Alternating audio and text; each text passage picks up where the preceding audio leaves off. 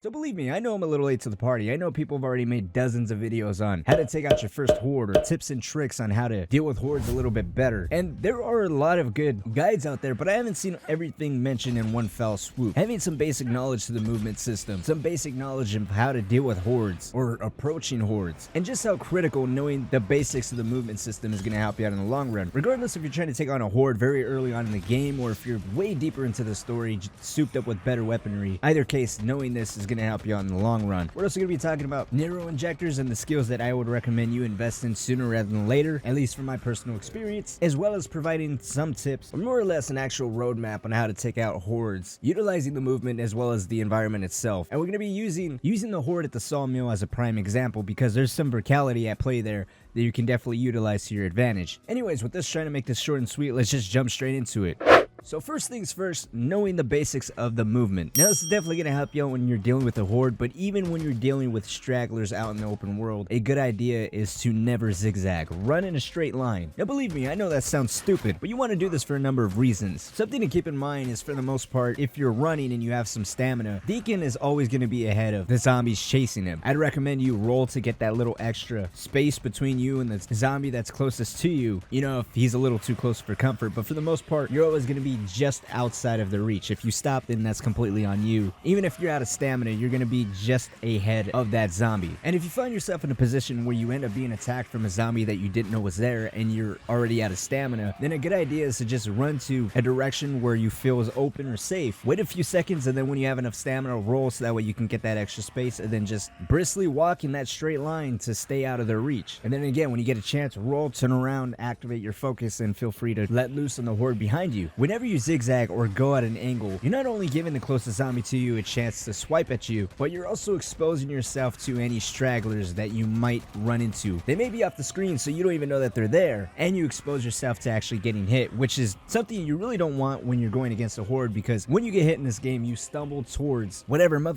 hit you. So ultimately you stumble towards the horde if one of them gets close enough to swipe you. So just remember, always run in a straight line unless there's a few stragglers. Then in that case, I'd recommend you run through them, bob and weave. Try to get all of the zombies behind you in one cohesive solid body, so that way whenever you throw any grenades or let off any shots, and you increase your payout for every bullet expense and every grenade thrown, so nothing ever is potentially wasted. And again, if you're running in that straight line and you gotta stop to regain your stamina, if they're not able to hit you when you're running and you continue to stay on that straight path, stopping and briskly jogging to regain your stamina, you'll be perfectly fine. If any zombie gets closer to you, too close for comfort, then just remember, once you get enough stamina, roll and you should be okay. The last thing to know about the basic movement is that you actually climb objects faster than other enemies in the game. That includes the zombies. So at any point, if you need to climb over anything, or if you're thinking about climbing over something in order to gain a little extra space between you and the horde or any potential enemies chasing you, feel free to do so. It's not going to really slow you down unless they're right on your ass. Then yeah, you're going to get smacked once you're trying to get to safety. So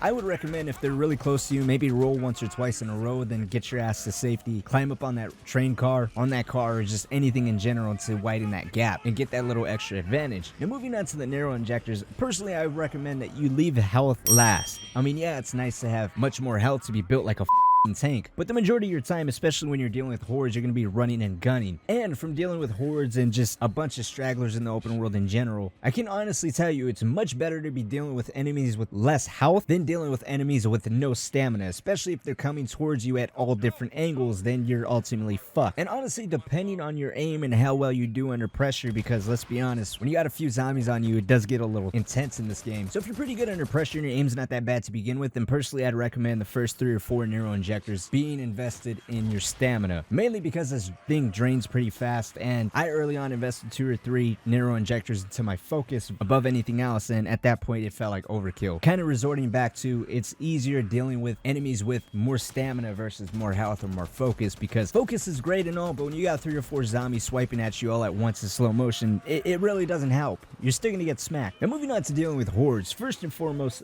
the basics. Now once you beat the game, you're gonna get icons on your map showing you where to find each specific horde, but something to keep in mind is that the hordes move, especially at night. You can find them at watering holes, at mass grave sites, or just about anywhere really. The gameplay right here, I ended up coming across some marauders fighting off a few random stragglers in the open world, and those straggler freakers ended up bringing an entire horde down on us. And although that was pretty awesome to just have a random horde just come up out of nowhere,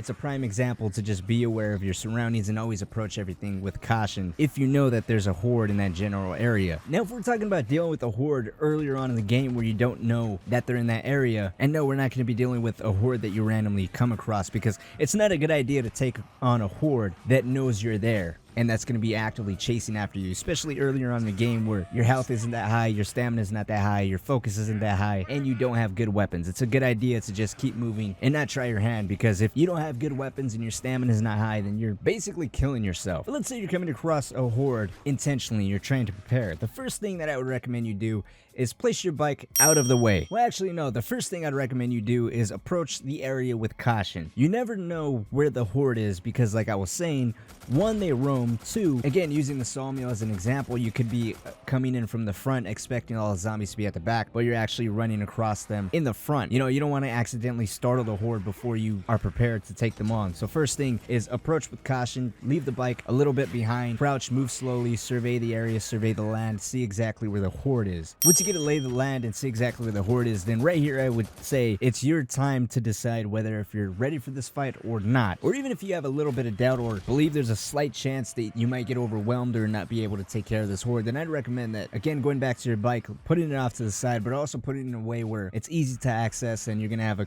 quick, clean getaway. Now, if you believe in your abilities and you're 100% sure that you're going to actually defeat the horde, then it doesn't matter if it's in a getaway position. Still, it's a good idea to have it out of the way because you don't want it in the heart of the horde where it can potentially take damage from being kicked around, stomped on, or receiving any damage from when you're firing into the mass bodies behind you or chucking grenades. You don't want your bike to receive any of that damage. Now, moving on, yes, everyone says survey the land, which is a good idea. You're going to want to have a game plan of where you're going to be funneling zombies or a contingency plan in case any stragglers end up cutting you off and trying to push you into the eye of the horde, so to speak. So it's a good idea to, yes, know exactly the lay of the land, not only for traps and effective potential killing zones as far as red barrels or bomb placements are concerned, but it's just an overall good idea to know where you're running and what to do in case you get cut off guard from the left or the right. You know, you don't want to panic, accidentally do a U-turn and start running face first into 700 zombies. Another quick tip, again, bombs are amazing, especially you have the recipes in order to craft them, but if you're very early on in the game, then the best idea is to try and bunch up as many zombies as possible. You also, again, want to funnel them as close to as many red barrels, propane tanks, or any other environmental explosives as much as you can. And again, don't forget, you climb objects faster than they can, so don't be afraid to utilize that to your advantage in order to widen the gap between you and them, or even give you a prime opportunity to actually turn around and kill a few zombies by unleashing a hail of bullets. Now, I want to stop and kind of give you my train of thought right here when dealing with the horde at the sawmill. So obviously when I came across the horde, the majority of them were down in the center of the sawmill. I had the high ground, giving me a little bit of an advantage. I didn't really know exactly what my end game was. I know that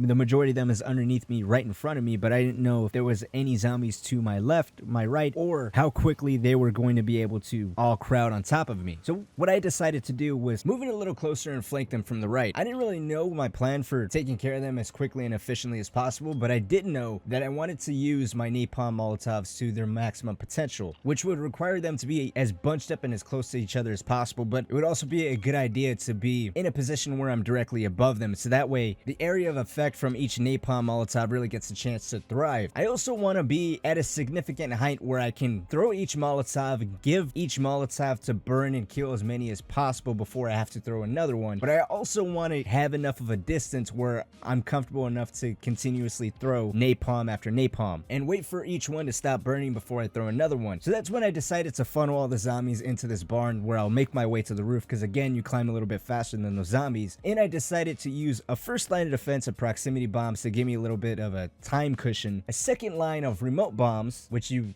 get later on in the game, a third line of defense where I can shoot a gasoline can to give me a little bit extra of a space cushion. That way I feel like I have an adequate enough time to throw as many of these napalms as I possibly can, and worst come to worst, I can always activate focus and aim for that gas can to clear out any immediate freakers around me. Now lastly, I don't want to focus too much on weaponry, as I feel like that's been covered a lot and time and again by other people, so just a quick rundown. Obviously LMGs are the prime things to go for. Personally, you know, just personal preference, I love playing with the PPS SH because it just sounds amazing and it looks beautiful in this game. But an absolute must, I believe, is the Molotov napalms. Unfortunately, this is a recipe that's locked to the main storyline. I believe you're going to have to complete about 80 to 85% of it in order to get your hands on it. I honestly would recommend not even really taking on any of the larger waves until you have access to it, as it's just going to save you a lot of ammunition whenever you're dealing with any horde. And if you're past that point and you're able to craft it, I honestly would recommend going into every horde with at least 6 crafted and the ability to craft at least an additional 3, as this weapon is definitely going to be your best friend.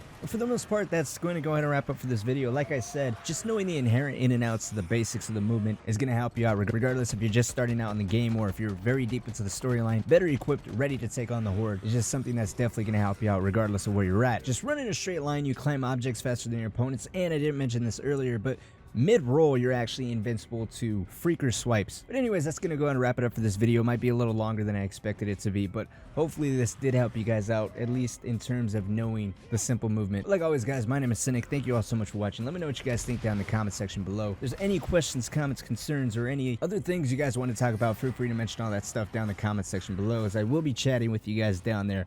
But until next time, my friends, I'll see you all later.